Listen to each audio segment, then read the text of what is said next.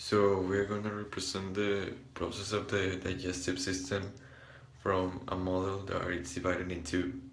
We're going to use the same process in the two models, so it's exactly the same.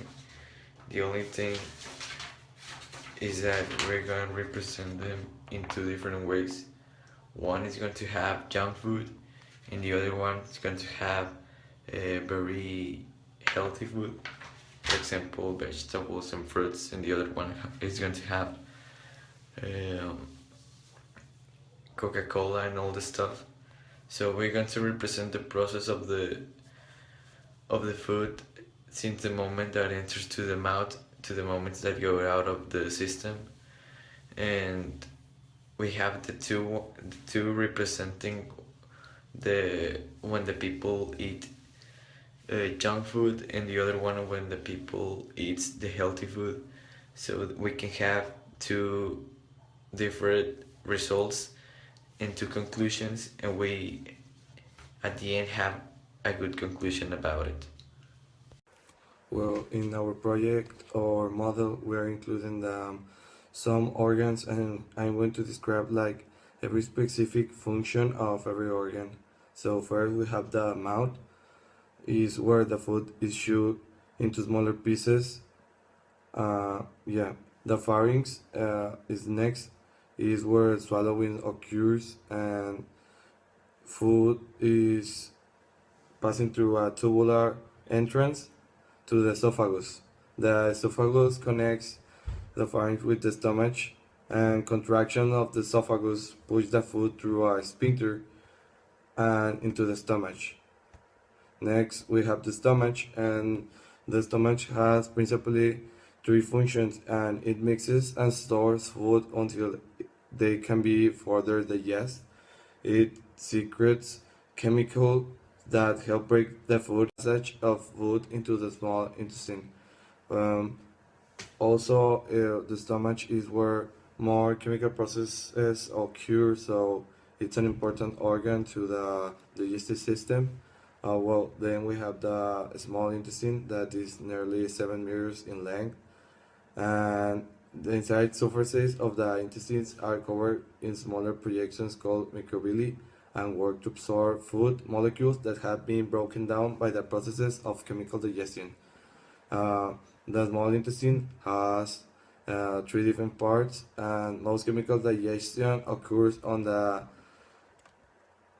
duodenum uh, by chemicals secreted by the liver, pancreas, and small intestines. The other two sections of the small intestine, the jejunum and the ileum, absorb food molecules way of the belly directly into the bloodstream. The large intestine receives the material left over from the chemical digestion that is basically nutrient free. The rectum, the last part of the digestive tract, is the holding area for undigested material. Then we have the liver, that is a large organ located just above the stomach. The gallbladder, that is a small greenish organ located just under the liver and stores bile produced by the liver. The pancreas, that has three important functions. It produces enzymes which help break down proteins, lipids, and carbohydrates. It produces the hormone insulin, which helps regulate blood glucose levels, and it produces sodium bicarbonate, which helps to neutralize stomach acids. These are all the organs we need to understand, and they will have like an important uh, work to be done on. Well, what I saw with this project is how bad junk food is for our system. We had this plastic made hose we use as the whole digestive tract, and we saw how slow it moved in comparison with the healthy food. So that's what we're trying to show to people with this STEM project, that how bad and harmful the junk food is. The digestive system, or the process of digestion, break down the food into small particles so we can absorb all the nutrients it has in our blood. And I think it is a very important thing that our body do for us, because if we don't absorb the nutrients, we probably die.